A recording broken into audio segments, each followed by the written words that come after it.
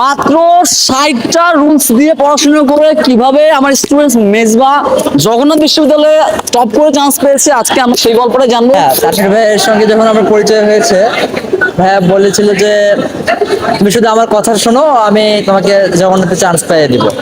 আলহামদুলিল্লাহ, আমি সেটা সফল হয়েছি। ভাইয়ার প্রতি অনেক কৃতজ্ঞতা। তো মেজবা কেমন আছো তুমি? আলহামদুলিল্লাহ ভাই, ভালো আছি। আচ্ছা মেজবা, এই যে তুমি তোমার স্বপ্নের বিশ্ববিদ্যালয়ে চান্স পেয়েছে, এই অনুভূতিটা কেমন? এটা একটা অনেক দারুণ অনুভূতি যে এই স্বপ্ন ছোঁয়াটা আসলে অনেক সুন্দর ব্যাপার। এটা যখন মানুষ ছোঁয়, সেই আসলে ফিল করতে পারে যে আসলে কেমন লাগে। এক্স্যাক্টলি। এই যে তোমরাও ঠিক মিসবার মতো পড়াশোনা করো। মিসবা, আমি তোমাকে একটা কথা সবসময় বলতাম যে তুমি শুধু আমার কথা মতো পড়ো, যা দিচ্ছি তা পড়ো, তোমাকে টপ করানোর দায়িত্ব আমার। এখন আমার সেই কথাটা কি পূরণ হয়েছে কিনা বলো?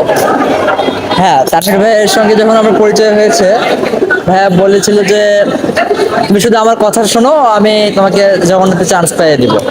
আলহামদুলিল্লাহ, আমি সেটা সফল হয়েছি। ভাইয়ার প্রতি অনেক কৃতজ্ঞতা। আচ্ছা, তো এখন এই যে আমার যারা স্টুডেন্ট, যারা আমার নতুন ব্যাচের স্টুডেন্ট, এই যে আমার নতুন একটা ব্যাচ শুরু হতে যাচ্ছে, সেই সব স্টুডেন্ট উপলক্ষে তোমার পরামর্শ কি থাকবে? 2 লাইনে বলো। যারা ইংলিশে উইক, এবং মানে ইংলিশটা অনেক বড় একটা ফ্যাক্ট হয়ে দাঁড়ায়, যারা ইংলিশে উইক, নির্দ্বিধায় তানভীর ভাইয়ের কাছে করতে পারো। আশা করি অনেক সহজেই অ্যাডমিশন জার্নিটা পার করতে পারবে। আশা করি তোমরা সবাই বুঝতে পেরেছো, এই যে মিসবা এবং তোমরা যারা পরবর্তীতে আছো আমার স্টুডেন্টদের মতো তোমাদের স্বপ্নের বিশ্ববিদ্যালয়ে আসতে চাও, তোমরা জাস্ট আমার কথা মতো পড়াশোনা করো, তোমাদের ট্রান্সফার ফুল রেসপন্সিবিলিটি আমার।